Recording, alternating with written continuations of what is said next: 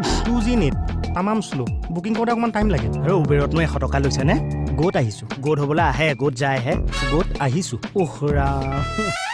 উস্তাদি কিয় মাৰ বাবা নাজানাতো শিকি নলক গো হৈছে যোৱা কাম হৈছে আহা ইট মানে খোৱা ড্ৰিংক মানে পিয়া